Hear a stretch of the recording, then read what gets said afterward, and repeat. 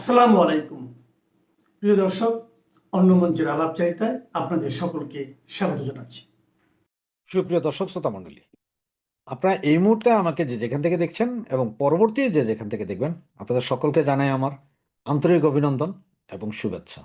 আপনারা হেডলাইন এবং ব্যানারে দেখেছেন যে আমি লিখছি যে যে কোনো সময় ঘটতে পারে বড় অঘটন, এবং অঘটনটা কিভাবে ঘটবে এবং কেন ঘটবে সেইটার মূল সারমর্ম আমি আপনাদেরকে বিস্তারিত বর্ণনা করছি। কারণ এই অঘটনের যে কোনো মুহূর্তে, মানে এই মাসের ভেতর যে কোনো মুহূর্তে শুরু হয়ে যেতে পারে সার্জিক্যাল স্ট্রাইক, এবং এটা যে কোনো মুহূর্তে হতে পারে, এটা গ্যারেন্টি রাখতে পারেন।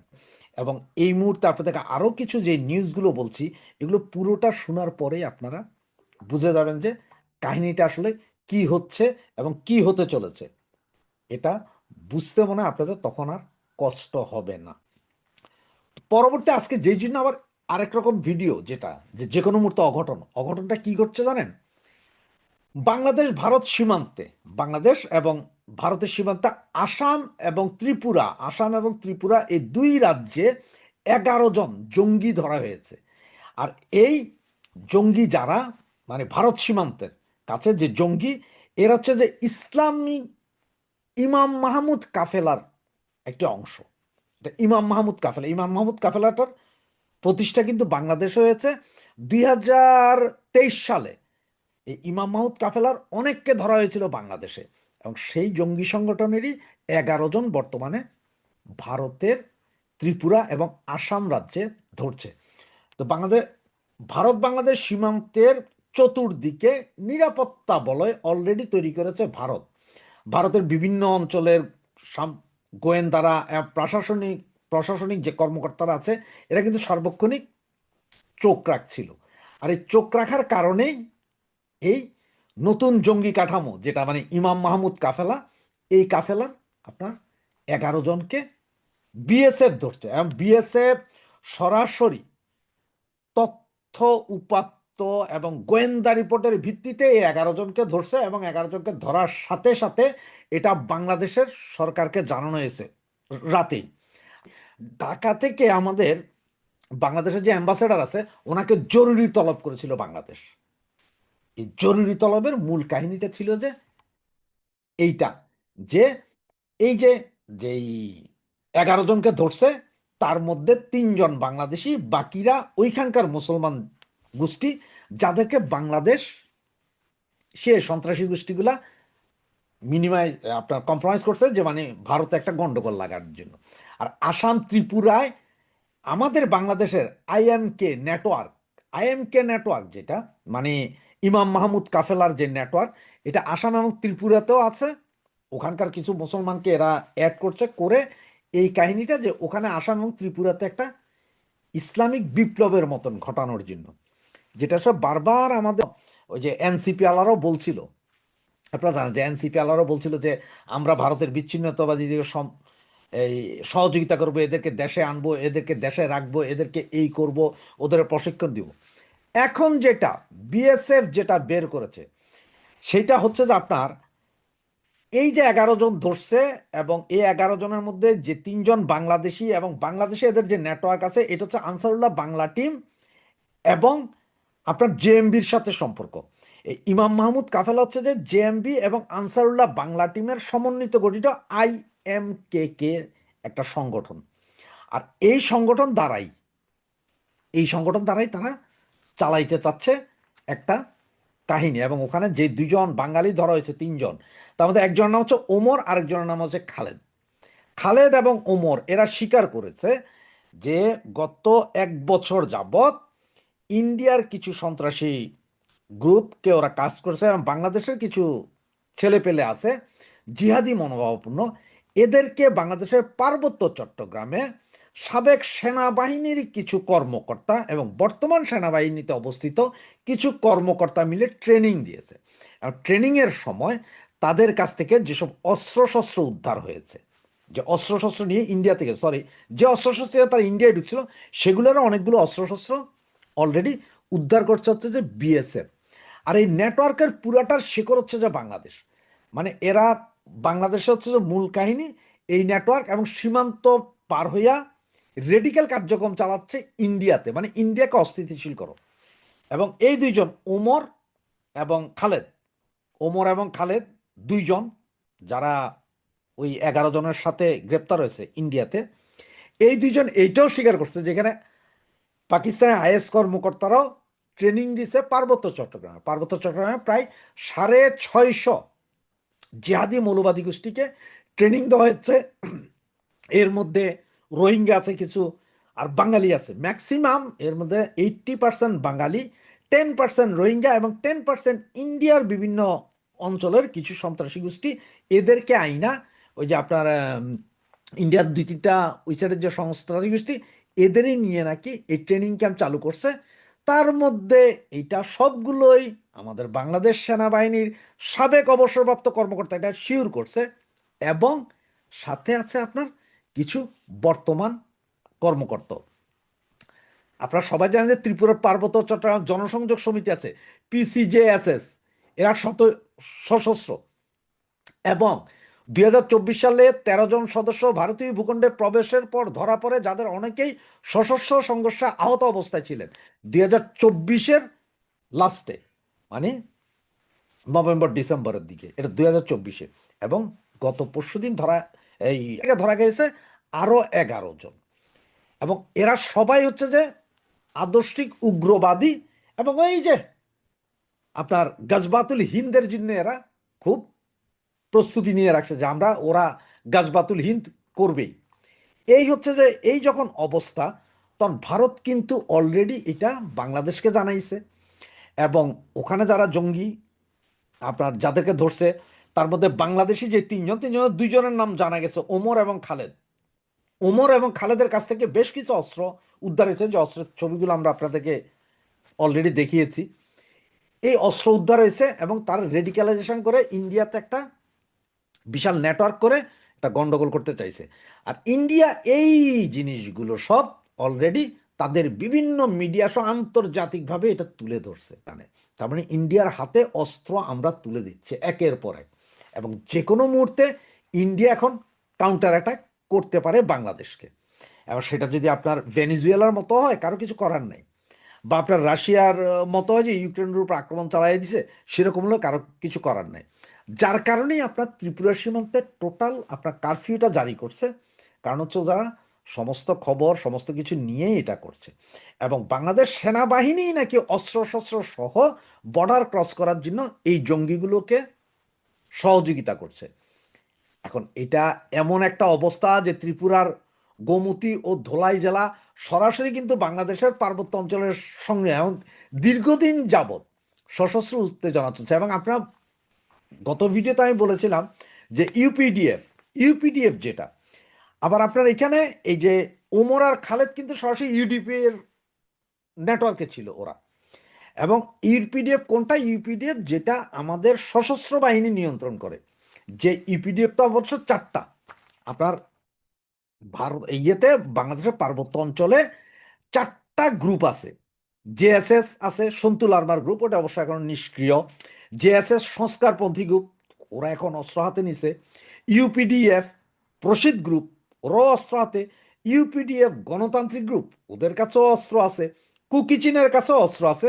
এবং ইউপিডিএফ আরেকটা আছে যেটা সেনাবাহিনী নিয়ন্ত্রণ করে, সেনাবাহিনী প্রশিক্ষণ দেয়, সেনাবাহিনীর সদস্যরা ওই ইউপিডিএফ এর নাম দিয়ে বাকিগুলোরে মারে। সেই সেনাবাহিনীর অংশটা, সেনাবাহিনীর সেই লোকগুলাই এখন এই ইউপিডিএফ ইন্ডিয়ার বিভিন্ন অঞ্চলে ঢুকার চেষ্টা করতেছে, এবং সেখানে ইন্ডিয়াকে অস্থিতিশীল করার চেষ্টা করতেছে। এই রিপোর্টটা পাওয়ার পরে এবং এই 11 জন ধরার পরে, এবং যে 2জন বাংলাদেশের নাম বললাম, ওমর এবং খালেদ যখন সরাসরি স্বীকার করলো যে ওরা ইউপিডিএফ এর অরিজিন কর্মী, এখন আইএমকে নেটওয়ার্কের সাথে যুক্ত, যেটা আপনাদের বললাম যে ইমাম মাহমুদ কাফেলা, এই সবগুলো জানার পরে, এবং তারা এটাও স্বীকার করলো যে তাদের ট্রেনিং সমস্ত কিছু বাংলাদেশ সেনাবাহিনীর নিয়ন্ত্রণে হয়, এবং 1 বছর ধরে ইন্ডিয়াকে অস্থিতিশীল করার জন্য বাংলাদেশ সেনাবাহিনীর সাবেক 25 জন সেনা কর্মকর্তা বাই রোটেশন এদেরকে ট্রেনিং দিচ্ছে পার্বত্য চট্টগ্রামের ভেতরে, ট্রেনিং দিয়ে তাদেরকে ইন্ডিয়ার দিকে পাঠানো হচ্ছে। এগুলো সব রিপোর্ট অলরেডি বাংলাদেশ সরকারের কাছে আছে, যেটার ভয়ে ইন্ডিয়ান অ্যাম্বাসেডারকে ডাকছিল, কারণ এই ঘটনা যখন চাউর হয়ে যাবে হয়তো অ্যাম্বাসির উপর আক্রমণ হইতে পারে। আবার ইন্ডিয়া হয়তো সমস্ত এম্বাসি সবগুলো ধরে ফেলতে পারে ওইখানে, এবং যে কোনো মুহূর্তে সার্জিক্যাল স্ট্রাইক এ পার্বত্য চট্টগ্রাম সহ ওই যে ঢাকা শহরে সেনাবাহিনীর একটা আছে না, ক্লাব আছে না, কি জানি ক্লাব, সেনা ক্লাব না কি, ওইটার ভিতরেও যে কোনো মুহূর্তে চালাইয়া দিতে পারে অ্যাটাক। এবং এই গ্রুপ পুরাটা কে চালনা করতেছে, পয়সা করে দিচ্ছে হচ্ছে যে বাংলাদেশ সেনাবাহিনীর অংশ, এবং পাকিস্তানের ইন্টেলিজেন্স ব্রাঞ্চ এখানে টাকা পয়সা এবং অস্ত্রশস্ত্র দিচ্ছে। এই খবরের পরেই ইন্ডিয়ার নড়ে চড়ে বসছে, এবং এই জন্যই বলছে আপনাদের যে কোনো মুহূর্তে, মানে জানুয়ারি মাসের যে কোনো মুহূর্তে সার্জিক্যাল স্ট্রাইক হওয়ার সম্ভাবনা আছে। দেখতে থাকুন কি হয়। সাম্প্রতিক সময় বাংলাদেশের রাজনীতিতে বেশ ক্লাইম্যাক্সপূর্ণ শব্দ হলো গুপ্ত। বলা যায় গুপ্ত নিয়ে তপ্ত হয়ে উঠেছে বাংলাদেশের রাজনৈতিক অঙ্গন। বিশেষ করে ক্ষমতাসীন বিএনপির ছাত্র সংগঠন ছাত্রদল আর বিরোধী দল জামাতের ছাত্র সংগঠন শিবিরের মধ্যে গত কয়েকদিনে বেশ কয়েক দফা চট্টগ্রাম ও ঈশ্বরদী সহ দেশের কয়েকটি জায়গায় শিক্ষা প্রতিষ্ঠানে ছাত্র সংগঠন দুটির মধ্যে সংঘর্ষ হয়েছে। সবশেষ 23 এপ্রিল রাতে রাজধানীর শাহবাগ থানার সামনে হামলা ও মারধরের শিকার হয়েছেন ডাকসুর নেতা এবি জুবায়ের ও মুসাদ্দেক আলী ইবনে মোহাম্মদ। ছাত্রদলের নেতা কর্মীরা এই হামলা করেছে বলে অভিযোগ করেছে ইসলামী ছাত্র শিবির। প্রশ্ন হলো, আওয়ামী লীগ সরকার পতনের পর বিগত অন্তর্বর্তী সরকারের আমলে বিএনপি ও জামাত যেমন ছিল মাসতুতো ভাই, তেমনি শিবির ও ছাত্রদলের মধ্যে ছিল ব্যাপক হৃদ্যতা। আবার বাংলাদেশের রাজনীতির ইতিহাসে জামাত বিএনপি যে হৃদ্যতা দেখা গিয়েছিল, তাতে এখনো অনেকে প্রশ্ন তোলেন সংসদে সরকার ও বিরোধী দলের মধ্যে যে দ্বন্দ্ব দেখা যায় সেটি আসলে মেকি বা লোক দেখানো কিনা। অবশ্য 2024 সালের 5ই আগস্ট আওয়ামী লীগ সরকারের পতনের পর থেকেই বাংলাদেশের রাজনীতিতে ঘুরে ফিরে বারবার আলোচনায় এসেছে গুপ্ত শব্দটি। এমনকি খোদ প্রধানমন্ত্রী তারেক রহমানও বিরোধী পক্ষকে গুপ্ত বলে কটাক্ষ করা শুরু করেছিলেন নির্বাচনী প্রচারের সময় থেকেই। কিন্তু প্রশ্ন হলো, সেই গুপ্ত নিয়ে হঠাৎ করে দেশের শিক্ষা প্রতিষ্ঠানগুলো তপ্ত হয়ে উঠেছে কেন? সরকার পক্ষের কেউ কেউ অবশ্য প্রশ্ন তুলেছেন, গুপ্ত বললে জামাত শিবির এতটা খেপিয়ে বাজায় কেন? তার চেয়েও বড় প্রশ্ন, সরকার ও তার বিরোধী ছাত্র সংগঠনগুলোর বিরোধ ও নেতৃত্বের লড়াইয়ে গুপ্ত তকমাটি যে এখন শক্তিশালী রাজনৈতিক হাতিয়ার হিসেবে ব্যবহৃত হচ্ছে, সেটির ফলাফল কতটা ভয়াবহ হতে পারে। জুলাই আন্দোলন এবং তার কিছুদিন পর পর্যন্ত বৈষম্য বিরোধী নেতারা রাজুতে আয় বলে ফেসবুকে স্ট্যাটাস দিয়ে লোক জড়ো করতো, তারপর চালাতো মব। ধীরে ধীরে বিষয়টি পরিষ্কার হয়ে যাওয়ার পর হাসনাত সার্জিসরা ডাকলেও আর রাজুতে কারো সাড়া মিলত না। অবশ্য মোহাম্মদ ইউনূসের ছত্রছায়ায় যমুনার সামনে আন্দোলনের নামে বহু নাটক দেখা গিয়েছিল। 23 এপ্রিল সন্ধ্যায় সামাজিক যোগাযোগ মাধ্যমে স্ট্যাটাস দিয়ে শাহবাগ থানায় জড়ো হওয়ার ডাক দিয়েছিলেন ডাকসুর সমাজসেবা সম্পাদক এবি জুবায়ের।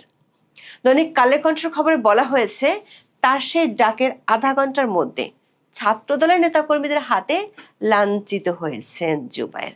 অবস্থা এমন বেগতিক ছিল, এক পর্যায়ে থানার ভেতরে আশ্রয় নেন জুবায়ের।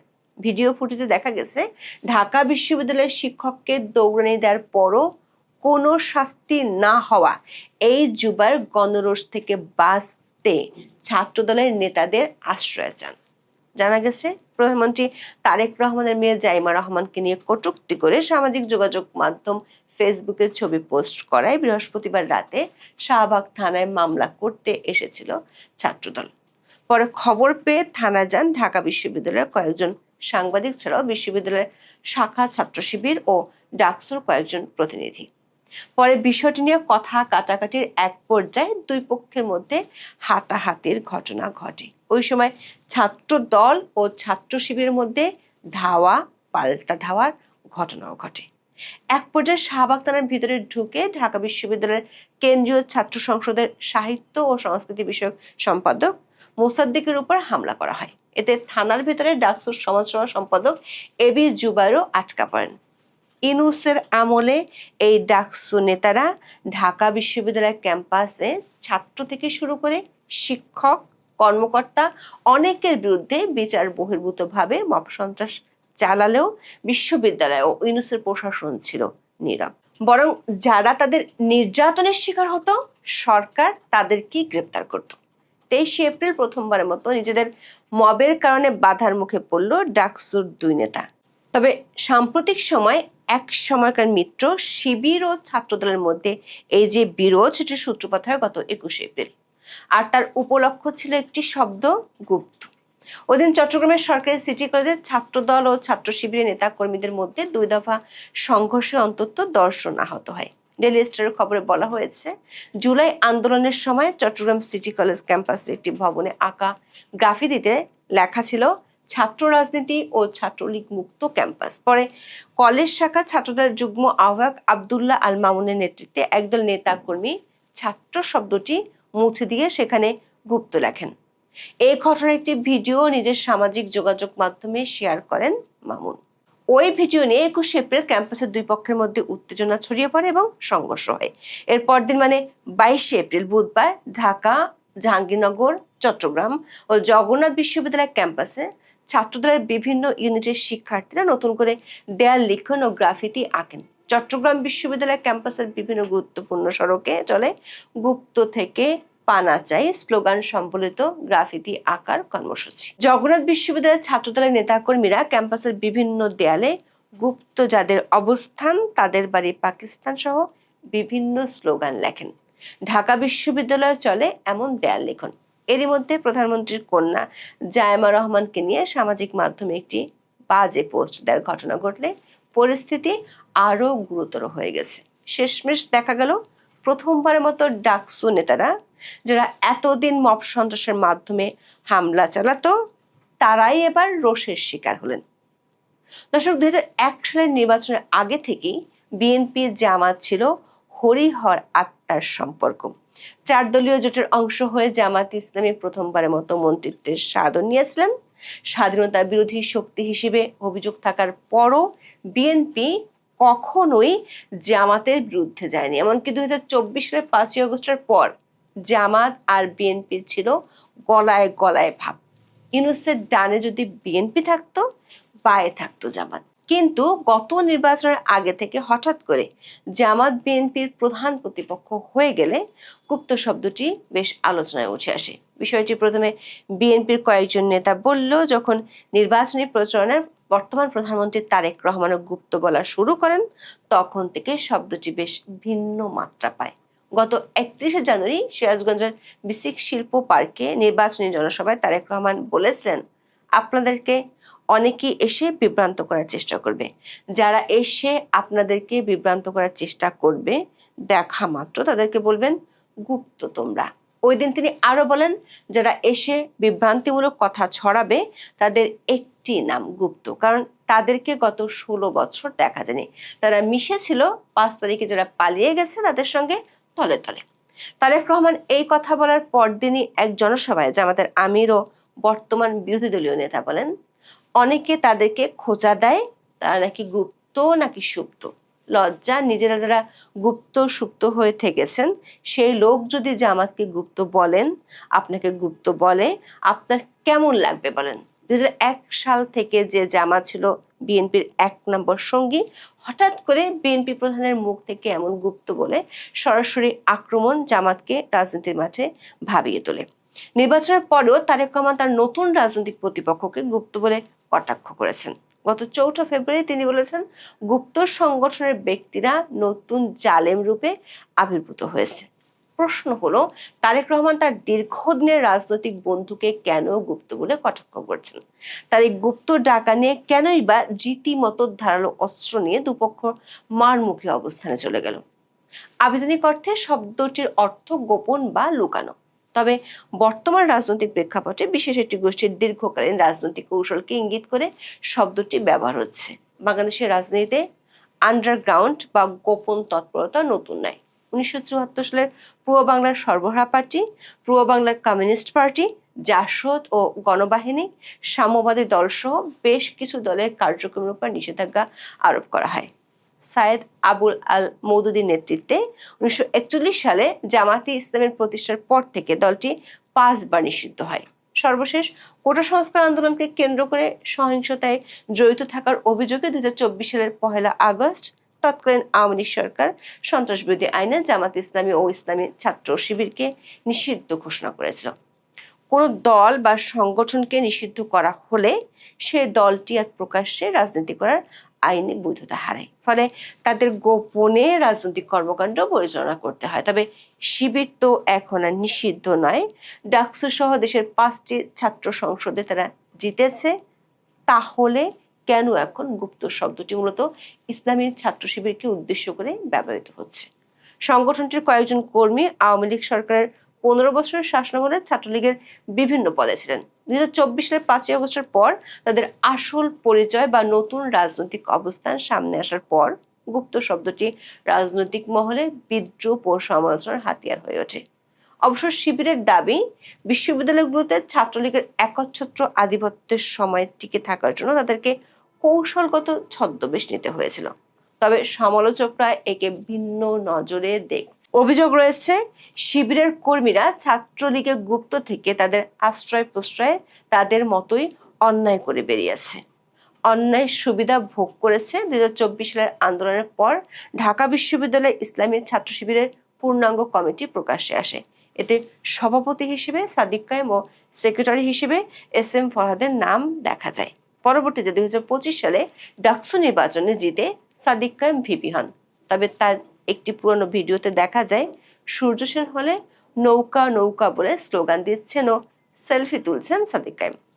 অন্যদিকে ফরহাদ বিশ্ববিদ্যালয়ের সমাজ কল্যাণ ও গবেষণা ইনস্টিটিউট শাখা ছাত্রলীগের যুগ্ম সাধারণ সম্পাদক হিসেবে 2022 সালে ঘোষিত কমিটিতে ছিলেন। এছাড়া জসিমউদ্দিন হল ডিবেটিং ক্লাবের সভাপতি থাকাকালে ছাত্রলীগ নেতাদের সঙ্গে তার ছবি ছড়িয়ে পড়ে সামাজিক মাধ্যমে। চট্টগ্রাম বিশ্ববিদ্যালয়ের শিবিরের সরারদি হল সভাপতি আবরার ফারাবীর ছাত্রলীগ সংশ্লিষ্টতা নিয়েও ব্যাপক আলোচনা হয়।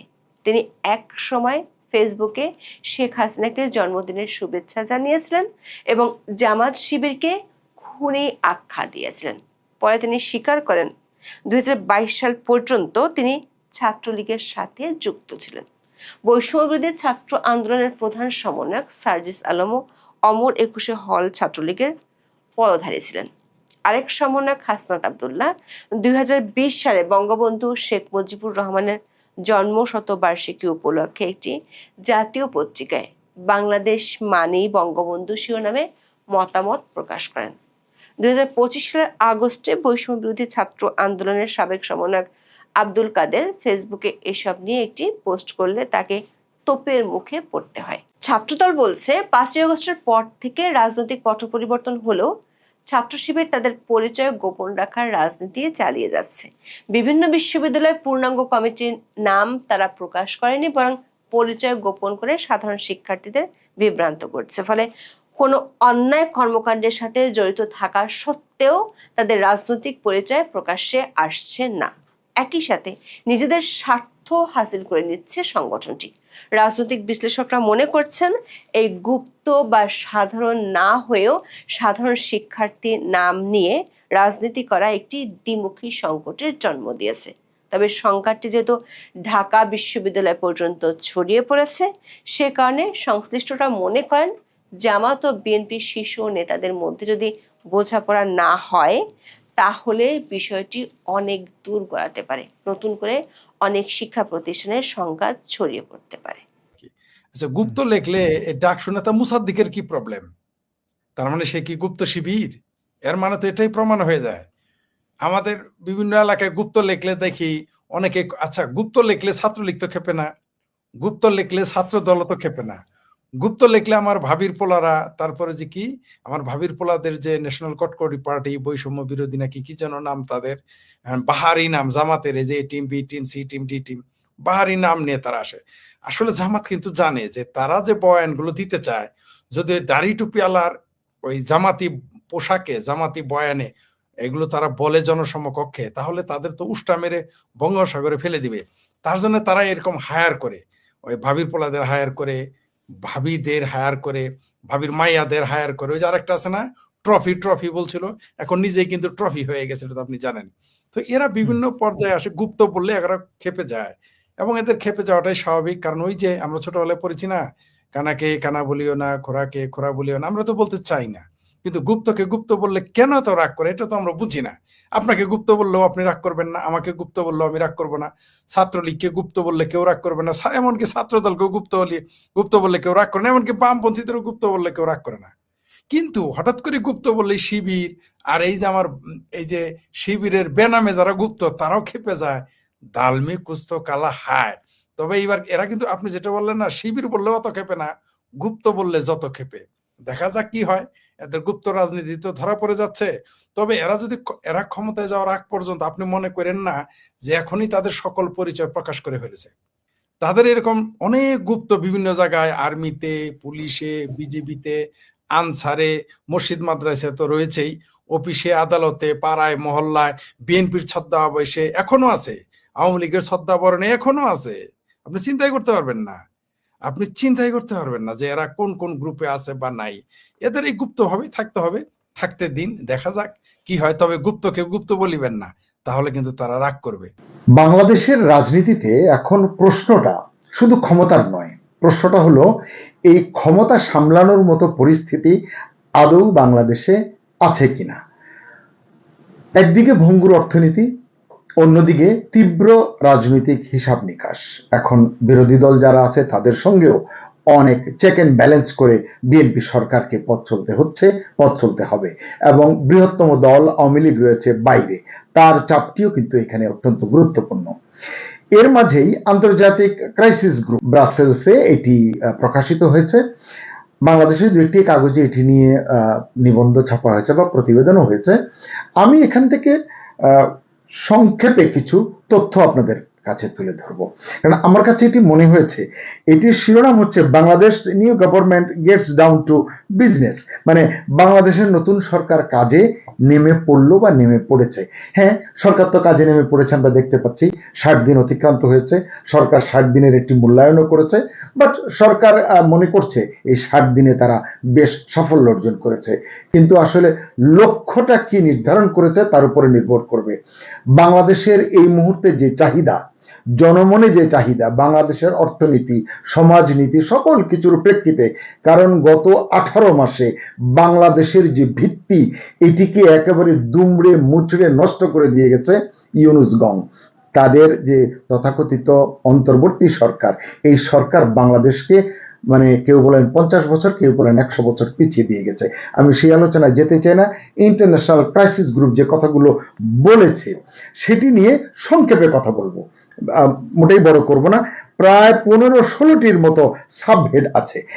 এগুলো হচ্ছে এরকম: overview after the uprising, A mixed record, আমি বাংলায় বলি যে সারাংশ, অভ্যুত্থানের পর মিশ্র রেকর্ড, নির্বাচিত সরকারের প্রত্যাবর্তন যেটা ফেব্রুয়ারিতে ঘটেছে, ভোটের উৎসব, এই ভোটকে তারা সেভাবেই দেখেছে, বিএনপির সুস্পষ্ট সংখ্যাগরিষ্ঠতা, ক্ষমতা হস্তান্তর, আন্তর্জাতিক প্রতিক্রিয়া, ভবিষ্যতের চ্যালেঞ্জ সমূহ, অর্থনৈতিক প্রবৃদ্ধি, এই জায়গায় 2-4টে কথা আছে, রাজনৈতিক সংস্কার, জননিরাপত্তা ও বিচার, অধিকার ও মীমাংসা, সামাজিক পরিবর্তন ও লিঙ্গীয় রাজনীতি, পররাষ্ট্রনীতি, উপসংহার, এইভাবে তারা সাজিয়েছে বেশ বড় সড়ো। সেখান থেকে আমি আসলে অর্থনীতির চ্যালেঞ্জটা এটি এই মুহূর্তে তীব্রভাবে প্রকট। আসলে এটি নিয়ে আসলে আলাদা আলাদা অনেক স্টোরি করবার আছে। জ্বালানি তেলের সংকটের কারণে অর্থনীতিতে যে অভিঘাতগুলো হচ্ছে সেটি নিয়ে কথা বলবার মতো আছে। আইন শৃঙ্খলা পরিস্থিতি, মব সর্দার ইউনূস দেশটাকে যে মবের রামরাজত্ব বানিয়ে গেছে, সেই মব থেকে আমরা এখনো নিষ্কৃতি পাইনি। তো এইসব বিষয় নিয়ে আলাদা আলাদা করে আমরা হয়তো সময় হলে কথা বলবো। আজকে সংক্ষেপে এটি নিয়ে কথা বলি। এই যে ইন্টারন্যাশনাল ক্রাইসিস গ্রুপ বলছে, তারা বলছে যে এখন সরকারের জন্য এমন এক সতর্কবার্তা তারা দিচ্ছে, এটিকে তারা বলছে সরকারের জন্য, বিএনপি সরকারের জন্য, তারেক রহমানের জন্য ওয়েক আপ কল। এই ওয়েক আপ কল যদি মিস করে বিএনপি সরকার, তারেক রহমানের সরকার, তাহলে তাদের সামনে অনেক ধরনের জটিলতা তৈরি হবে। সেটি নিয়েই একটু ছোট করে কথা বলবো। আসসালামু আলাইকুম, স্বাগত লেটস নিউজে। সম্মানিত দর্শক, শুনছিলেন আমি হড়বড় করে কিছু কথা বললাম।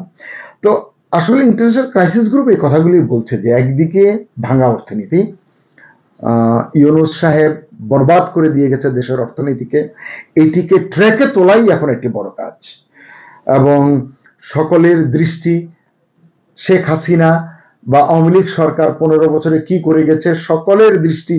বিএনপিরও কিছু কিছু মন্ত্রী এখন গ্যাস সংকটের জন্য আওয়ামী লীগকে দোষারোপ করছে, জ্বালানি সংকটের জন্য দোষারোপ করছে, হামের টিকা আনেনি ইউনূস সরকার তার জন্য দোষারোপ করছে।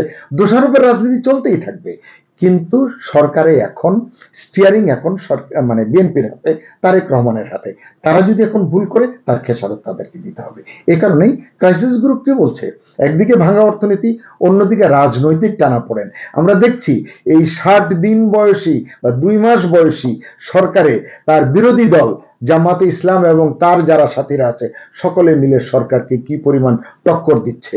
দু একজন স্বতন্ত্র সংসদ সদস্য, আমি ব্যারিস্টার রুমিন ফারহানার কথা বলতে পারি, তিনি একা যেভাবে সরকারকে মানে সার্বক্ষণিকভাবে মানে রোস্ট করছেন, এটি সরকার কিভাবে মোকাবিলা করবে সেটি সামনের দিনগুলোতে আমরা আসলে বুঝতে পারবো। তো ক্রাইসিস গ্রুপ বলছে এই টানাপোড়েন আর এই যে অর্থনীতির ভঙ্গুর অর্থনীতি, এর মাঝখানে পড়ে গেছে বিএনপি সরকার। এই কারণেই প্রশ্ন একটাই, বিএনপি কি সত্যি এই 2 বড় সংকট একসাথে সামলাতে পারবে? ক্রাইসিস গ্রুপ এই প্রশ্নটি তুলেছে। তারা বলছে যে সামনের পথ মোটেই সহজ নয়, উল্টো বলছে যে এটি অত্যন্ত কঠিন সামনের পথটি। কারণ সরকার যদি এটি বুঝতে না পারে, প্রপারলি অ্যাড্রেস করতে না পারে, তাহলে হবে না। এক জায়গায় পারলো আরেক জায়গায় পারলো, তাহলে কিন্তু হবে না। 2 ফ্রন্টে, বিশেষ করে এই যে দুটি নিয়ে কথা বলছি, অর্থনীতি এবং রাজনীতি, এই 2 ফ্রন্টে কোথাও যদি সিদ্ধান্ত নিতে ভুল হয়, দেশ আবারও অস্থিরতার দিকে যেতে পারে। এটি ইন্টারন্যাশনাল ক্রাইসিস গ্রুপ বর্তমান সরকারকে সতর্ক করেছে। এই প্রতিবেদনে বলা হয়েছে বৈশ্বিক পরিস্থিতি, বিশেষ করে মধ্যপ্রাচ্যের সংঘাত এবং জ্বালানি বাজারের অস্থিরতা বাংলাদেশের উপর সরাসরি চাপ সৃষ্টি করেছে। এটা আরো অনেক দিন আমাদেরকে বয়ে বেড়াতে হবে, এটা সময়ের সাথে সাথে আরো তীব্র হবে। এখন থেকেই যদি আমরা প্রিকশনটা না নিই, সংশোধনের জায়গায় হাত না দিই, কাজ না করে এই সরকার, তাহলে সরকারের জন্য চ্যালেঞ্জগুলো জটিল হয়ে যাবে। আপনারা দেখুন যে দৈনন্দিন জীবন থেকে ব্যবসা বাণিজ্য শিল্প প্রতিটি শাখায় জ্বালানির কারণে প্রতিটি ক্ষেত্রে খরচ বাড়ছে।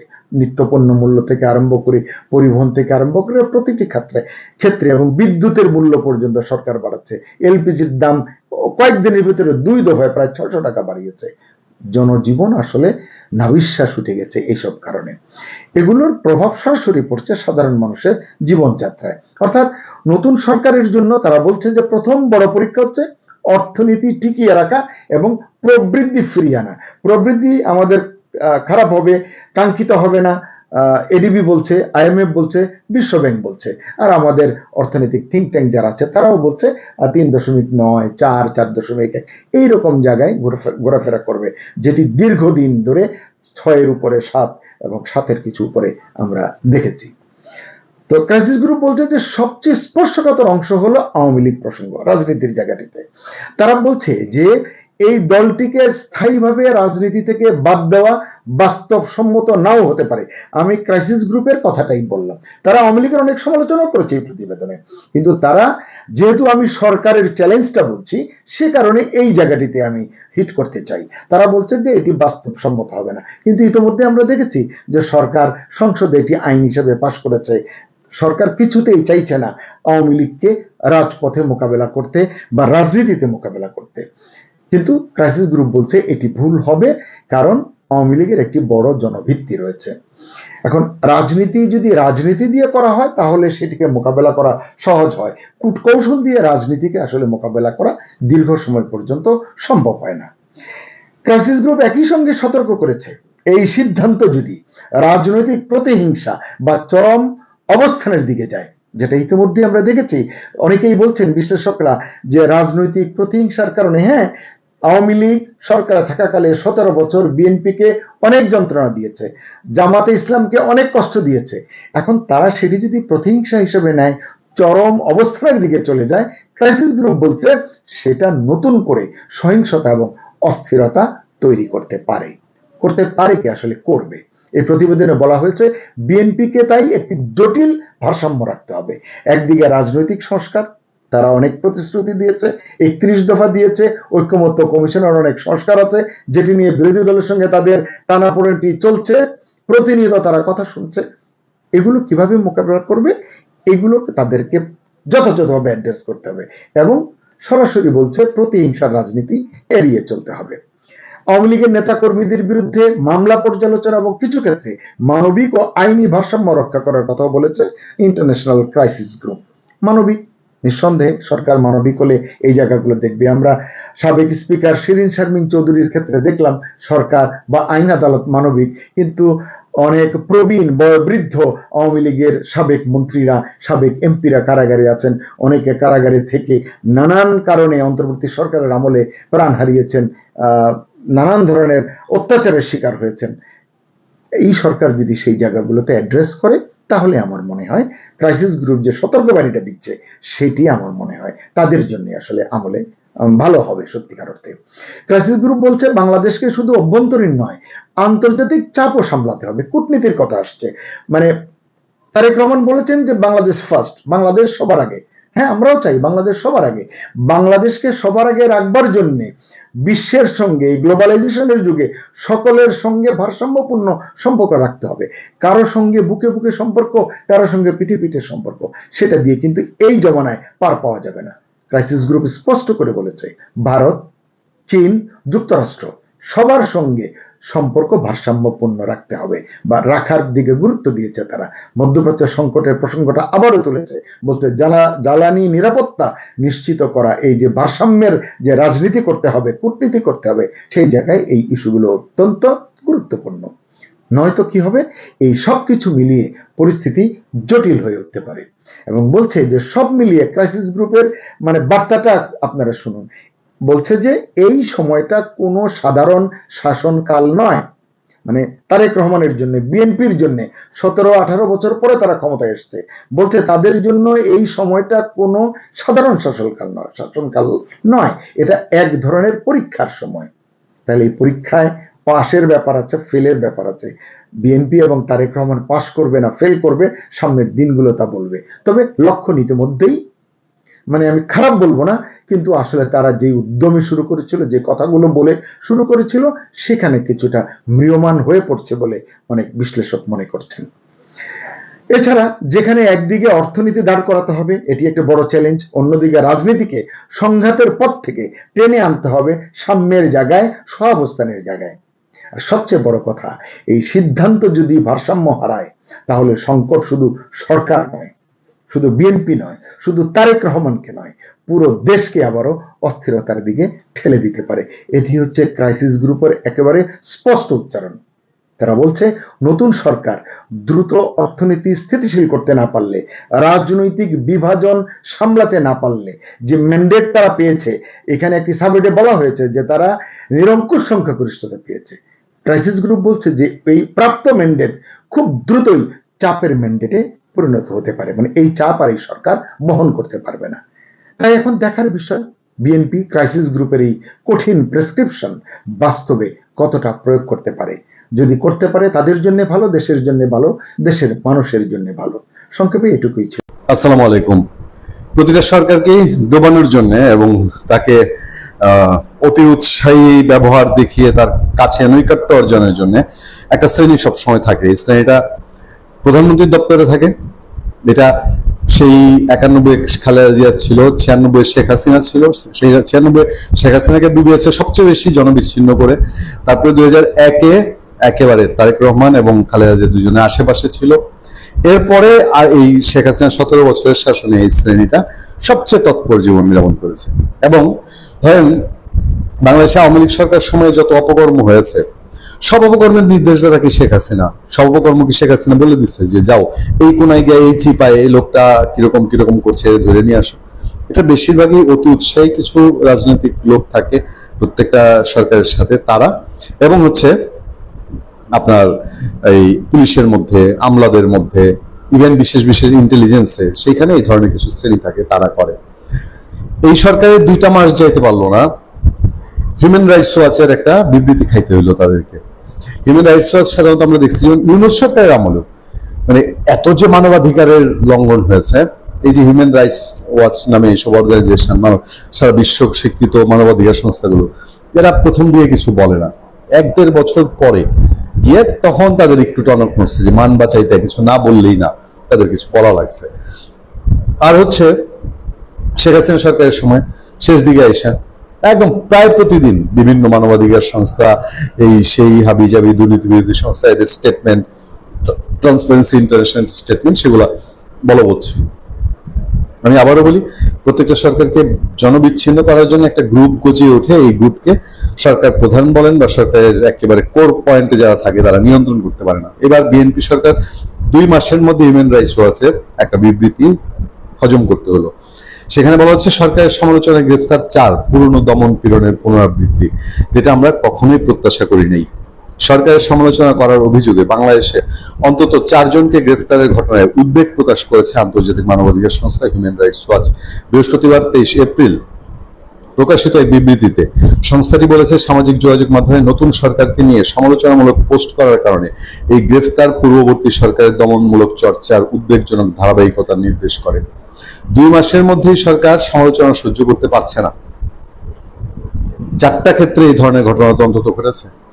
তাহলে 2 বছর পরে এই সরকার কি করবে? তাদের কি টলারেন্সি এত তাড়াতাড়ি কমে যাচ্ছে? বিবৃতিতে বলা হয়, তারেক রহমানের নেতৃত্বাধীন বাংলাদেশ জাতীয়তাবাদী দল বিএনপি সরকারের উচিত মত প্রকাশের স্বাধীনতার প্রতি তাদের অঙ্গীকার রক্ষা করা, ভিন্নমত দমনে বিদ্যমান আইনের অপব্যবহার বন্ধ করা এবং অপব্যবহারের সুযোগ রয়েছে এমন ধারাগুলো সংশোধন বা বাতিল করা।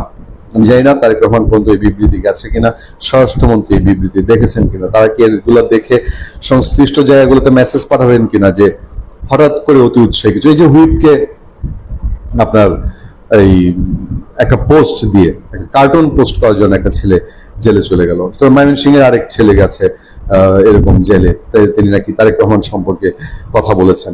এই জিনিসগুলো সোশ্যাল মিডিয়ায় মানুষ, সোশ্যাল মিডিয়া এখন সবচেয়ে শক্তিশালী মিডিয়া এবং এইখানে মানুষ সমালোচনা করবে, এটাই স্বাভাবিক। 2026 সালে ফেব্রুয়ারিতে ভূমিধস বিজয়ের মাধ্যমে নির্বাচনে জয়ী হওয়ার পর প্রধানমন্ত্রী তারেক রহমান দায়িত্ব গ্রহণ করেন। এর আগে শেখ হাসিনা সরকারের সময় পুনর ইতিহাস হচ্ছে। সংস্থাটি deputy Asia director Meenakshi Ganguly বলেন, স্বাধীনতা মানবাধিকারের দাবিতে বাংলাদেশিরা জীবন ঝুঁকিতে ফেলার পর নতুন সরকারের সংস্কার আনার জন্য রাজনৈতিক সদিচ্ছা প্রয়োজন। ক্ষমতায় আসার কয়েক মাসের মধ্যে বিএনপি সরকার অপছন্দের কন্টেন্ট পোস্ট করার অভিযোগে সোশ্যাল মিডিয়া ব্যবহারকারীদের গ্রেফতার করছে, এটা গভীর উদ্বেগের। জাস্ট অপছন্দের কন্টেন্ট শেয়ার করছে। আমরা তো প্রচুর সমালোচনা করতে পারি, সামনের দিনে আমরা দুঃখিত, আমরা শেখ হাসিনা যেমন করেছি, ডক্টর ইউনূসের করেছি, প্রচন্ড ভাবে ডক্টর ইউনূসের আমরা সমালোচনা করেছি, তার নীতির অনেক সমালোচনার জায়গা ছিল, এখনো করি। তারেক রহমান সরকারের সরকার তো মানে বলতে তারেক রহমান না, সেখানে আরো অসংখ্য অসংখ্য রাষ্ট্রযন্ত্রের বহু উইং থাকে। সেই যন্ত্রগুলো যদি ভুল ত্রুটি করে আমরা সেগুলো সমালোচনা করব না, এবং সোশ্যাল মিডিয়ার সমালোচনা কন্টেন্ট হলে তার উপরে খড়গ নেমে আসতে হবে। মাননীয় প্রধানমন্ত্রী তারেক রহমান কি জানেন বাংলাদেশে এই মুহূর্তে কতজন সাংবাদিক কারাবন্দী অবস্থায় রয়েছেন? তাদের মধ্যে কি অপরাধে কজন বন্দী আছেন সেটা কি তিনি জানেন? গতকাল আমি সংবাদপত্র মালিক পরিষদের মাননীয় প্রধানমন্ত্রী তারেক রহমানের সাথে মিটিং নিয়ে কিছু কথা বলেছিলাম, কিন্তু সেখানে আরো একটি গুরুত্বপূর্ণ বিষয় আলোচিত হয়েছিল। আমি গতকাল বলিনি কারণ আমার মনে হয়েছে যে সেটি আলাদাভাবে আলোচনা করা উচিত। কদিন আগে, বেশ কয়েক মাস আগে, মেলবোর্ন থেকে একটি ফোন এসেছিল। একটা মেয়ে ফোন করেছিল, বলল যে আঙ্কেল আমি আপনার শো দেখি। তো এরকম আমি মাঝে মধ্যেই ফোন পাই বা ইমেল পাই। আমার শো দেখাটা এটা নতুন কিছু না, কিন্তু স্পেশাল যে বিষয়টি ছিল সে তার পরিচয় দিল, সে সাংবাদিক সম্পাদক শ্যামল দত্তের মেয়ে। এবং মেয়েটা তার এত কষ্টের কথা বলল যে বাবা কারাবন্দী আছে, বাবার বিরুদ্ধে যে অভিযোগ যার কোনো ভিত্তি নেই, হ্যাঁ, এর পাশাপাশি একটা সামাজিক বিড়ম্বনা। বলে যে আঙ্কেল বাবা ভেতরে আছে, জেলের ভেতরে, এটা একটা কষ্ট, কিন্তু সামাজিক বিড়ম্বনা, মিডিয়ায় তাদের সম্পর্কে যেসব আজে বাজে কথা বলছে। একটা জাতীয় দৈনিকের সম্পাদক, সিনিয়র সাংবাদিক শ্যামল দত্ত দীর্ঘদিন ধরে কারাবন্দী। যে অভিযোগে কারাবন্দী, সে অভিযোগের কোনো সত্যতা আছে বলে কেউ বিশ্বাস করে না। আমার সাথে আরো অনেকের যোগাযোগ হয়। আরো একজন কারাবন্দী সাংবাদিক প্রকৌশলী মোজাম্মেল বাবু। আমি যখন ঢাকা মেডিকেল কলেজে পড়ি, সেকেন্ড ইয়ারে 86-এ, তখন বাবু ভাই বুয়েটে পড়েন। বাবু ভাইয়ের ফ্রেন্ড ডাক্তার জাহাঙ্গীর সত্তার টিঙ্কু ঢাকা মেডিকেল কলেজে আমাদের 3 বছরের সিনিয়র।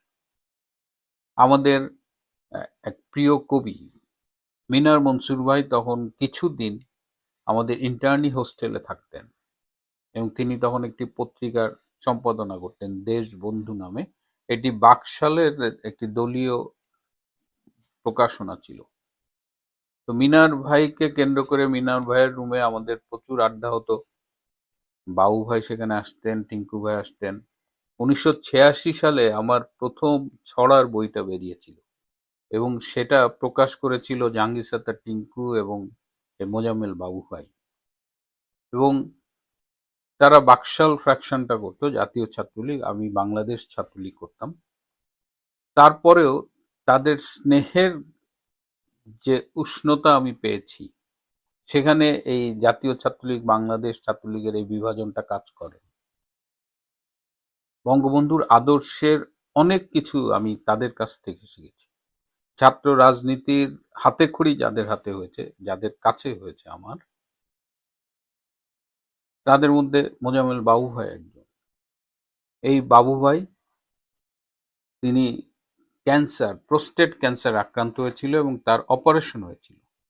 এবং তারপরে আপনারা জানেন যে প্রোস্টেট ক্যান্সারের আজকাল খুব উন্নত মানের চিকিৎসা পাওয়া যায় এবং অনেককে আমি ব্যক্তিগতভাবে চিনি যে চিকিৎসা শেষে তাদের ক্যান্সার ফ্রি ডিক্লেয়ার করা হয়েছে। কিন্তু বাবু ভাই তার ট্রিটমেন্টটা করতে পারলেন না, তার আগেই তাকে অ্যারেস্ট করা হলো। সেই বানোয়াট অভিযোগদের অধিকাংশের বিরুদ্ধে মার্ডার কেস। ডক্টর ইউনূসের আমলে 298 জন সাংবাদিকের বিরুদ্ধে মামলা করা হয়েছে। তার মধ্যে অনেকেই জেলে আছে, শ্যামল দত্ত, মোজাম্মেল বাবু, ফারজানা রূপা, শাকিল, এদের 4 জনের নামটা আমরা সবাই মোটামুটি জানি। এর বাইরে অনেকেই দীর্ঘদিন পলাতক ছিল।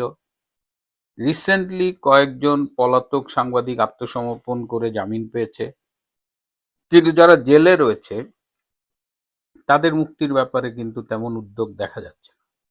তো নোয়াবের মিটিংয়ে সম্পাদকরা এই সাংবাদিকদের মুক্তির দাবি করেছিলেন প্রধানমন্ত্রী তারেক রহমানের কাছে। সেখানে আমাদের তথ্যমন্ত্রী জহিরুদ্দিন স্বপন ভাইও ছিলেন। তো সেই আলোচনায় প্রধানমন্ত্রী বলেছেন তিনি দেখবেন কি অভিযোগে, কি অপরাধে এই সাংবাদিকরা বন্দী আছেন, তারপরে তিনি ব্যবস্থা নেবেন। আমাদের মাননীয় প্রধানমন্ত্রী কি জানেন না যে এই সাংবাদিকদের অপরাধটা কি? ডক্টর ইউনূস যে আইনের অপব্যবহার করেছিলেন এবং নিরপরাধ মানুষকে মাসের পর মাস কারাবন্দী করে রেখেছেন, তার মধ্যে তো এই সাংবাদিকরা রয়েছে। আমরা তো আশা করেছিলাম যে প্রধানমন্ত্রী ক্ষমতায় এলে এরা সবাই মুক্তি পাবে। আমাদের শাহরিয়ার কবির,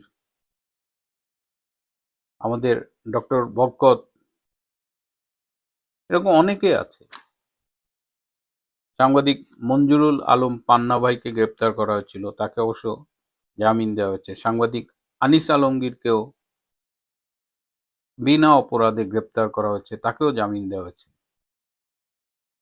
পান্না ভাইকে যেদিন অ্যারেস্ট করে ডিবি অফিসে নিয়ে যায়, তখন অ্যারেস্ট হয়নি, আমি ফোন করেছিলাম, তো বললো যে আমি এখনো শিওর না আমাকে অ্যারেস্ট করবে কিনা। পরে রাত্রে দেখলাম তাকে অ্যারেস্ট করা হয়েছে। তো ডক্টর ইউনূস যে অপকর্মগুলো করেছে, Tarek Rahman is still continue. 2 মাসের বেশি হয়ে গেছে, এখন তো কোনো লজিক থাকতে পারে না।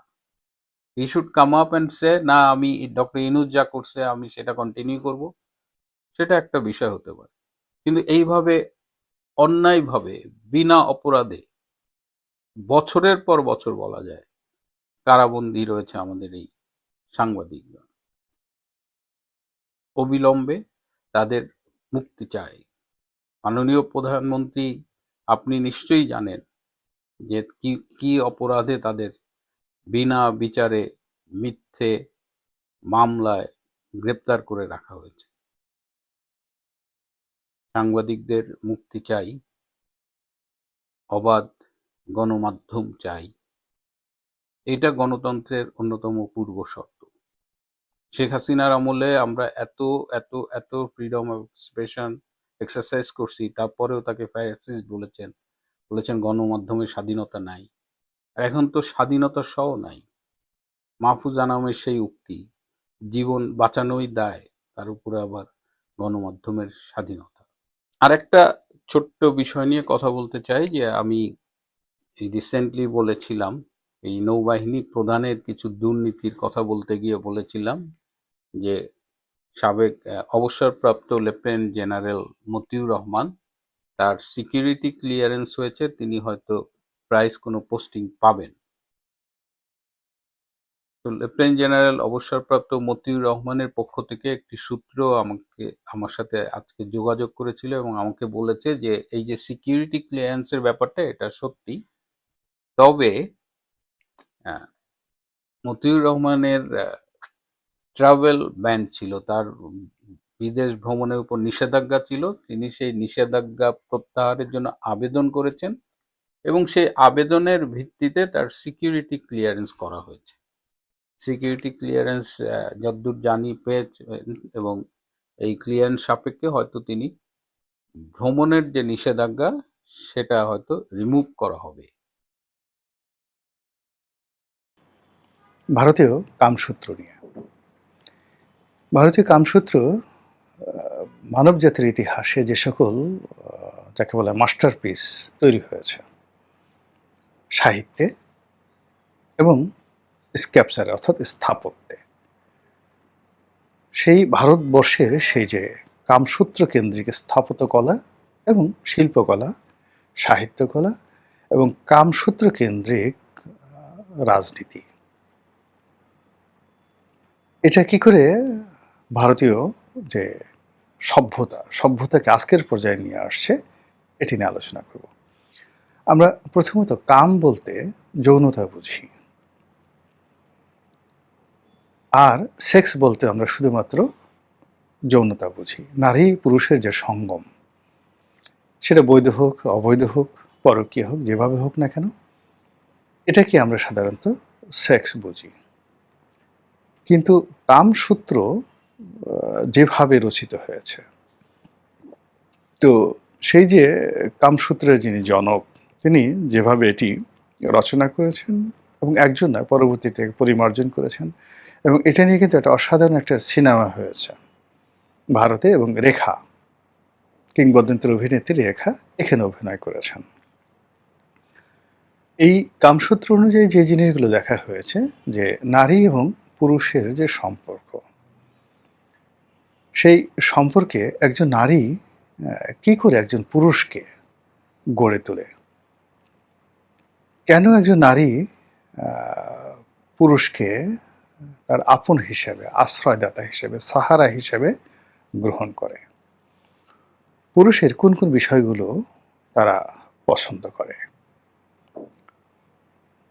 ইত্যাদি বিষয়গুলো কিন্তু কামসূত্রে বর্ণনা করা হয়েছে। আবার একই সঙ্গে পুরুষ কি ধরনের নারী পছন্দ করে, নারীর হাসি, নারীর দেহসৌষ্ঠব, নারীর পরশ স্পর্শ, এবং নারীর মধ্যে যৌনতার মাধ্যমে নিজেকে বিলীন করে একটা পুরুষ যে তৃপ্তি পায়, সেই তৃপ্তির জায়গাটুকু নারী যদি জানতে না পারে, বুঝতে না পারে, তাহলে সে পুরুষকে তার ঘরে আবদ্ধ রাখতে পারে না। এই যে বহু পুরুষ পতিতালয়ে যাচ্ছে, গণিকালয়ে যাচ্ছে, পরকীয়া প্রেম করছে, অন্য নারীতে আসক্ত হচ্ছে, একের পর এক জীবন সঙ্গিনী পরিবর্তন করছে, কেন? এই কাহিনীগুলোই চমৎকারভাবে সেই কামসূত্রে বর্ণনা করা হয়েছে,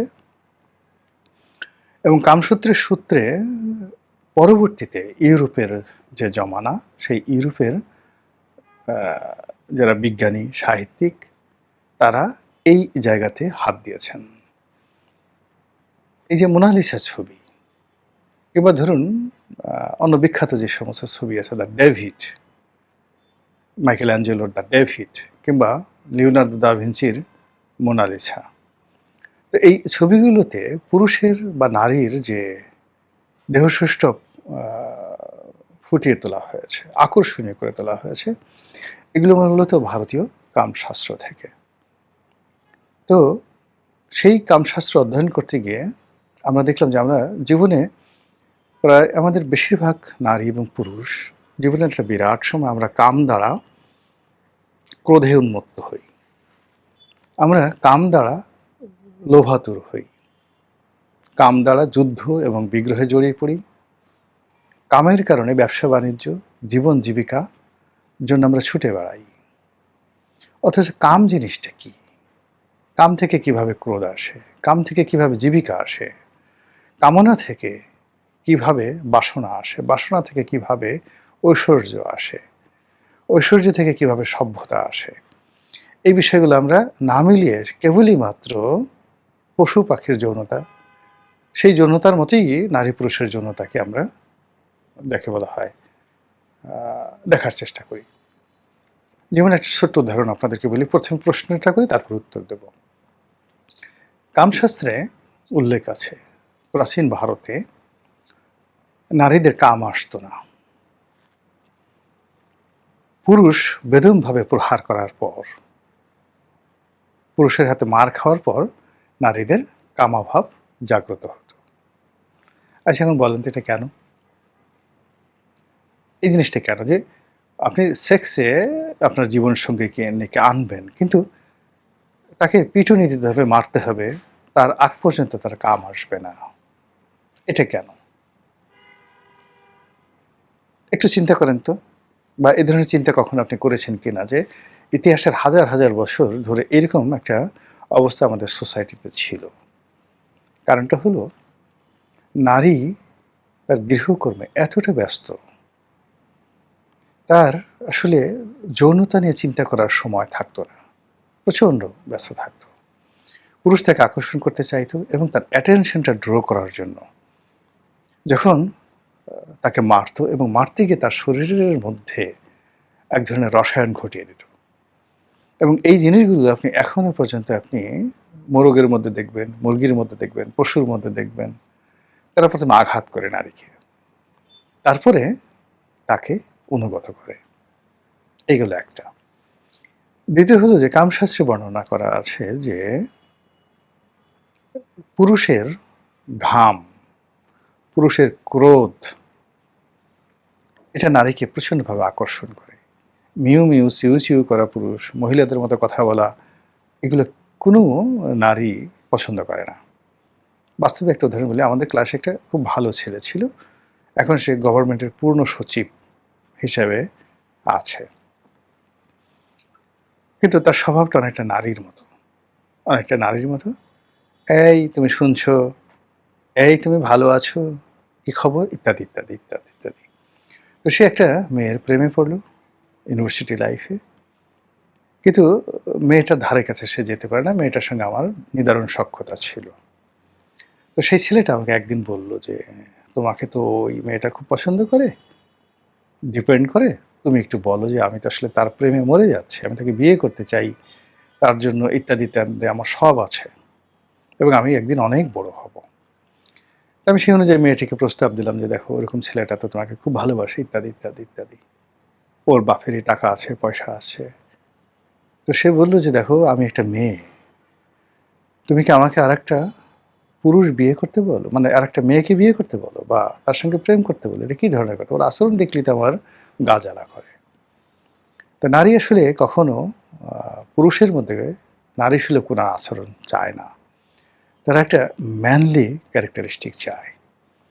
আপনি দেখবেন যে ওই যে গ্রামাঞ্চলে পুরুষ কাজ করছে, খেতে খামারে মাল কোছা দিচ্ছে, তার যে পেছনের নিতম্ব দুটো বের করে একটা গামছা দিয়ে বের করে সে করাত টানছে, মাটি কাটছে, ঘাম দরদর করে জ্বলছে, আর নারীও ব্যস্ত, কিন্তু ফাঁকে ফাঁকে সে পুরুষের সেই ঘর্মাক্ত শরীর দেখছে আর সে মুগ্ধ হচ্ছে, স্ত্রীরা মুগ্ধ হচ্ছে, আশেপাশের লোক মুগ্ধ হচ্ছে। নারীকে আপনি অর্ধুলঙ্গ অবস্থায় দেখে যতটা তৃপ্তি পান, নারীরাও পুরুষকে দেখে ততোধিক যাকে বলা হয় তৃপ্ত হন। তবে ওইরকম না যে আপনি খুলে খুলে সবকিছু দেখালেন, তা নয়। নারী পুরুষকে দেখতে চায় যুদ্ধের ময়দানে, তলোয়ার হাতে, শ্রমের ময়দানে একজন শ্রমিক হিসাবে দরদর করে ঘাম ঝরছে, ঝগড়ার যুদ্ধের ময়দানে প্রচণ্ড রাগের, সবকিছু তছনছ করে দিচ্ছে। আপনি বিজয়ী হয়ে আসুন, নারী আপনাকে সব কিছু দিয়ে দেবে। এই যে নারীকে বোঝার ক্ষমতা আর পুরুষকে বোঝার ক্ষমতা, নারীকে বুঝে নারীর মধ্যে যে সম্ভাব্যতা রয়েছে। অনেক পুরুষ 4টা-5টা প্রেম করে, প্রেম করার পর সে বুঝে না যে আমি কেন প্রেম করলাম। কাউকে সে পছন্দ করলো শারীরিক সৌন্দর্য দেখে, পরে দেখলো রান্না করতে পারে না।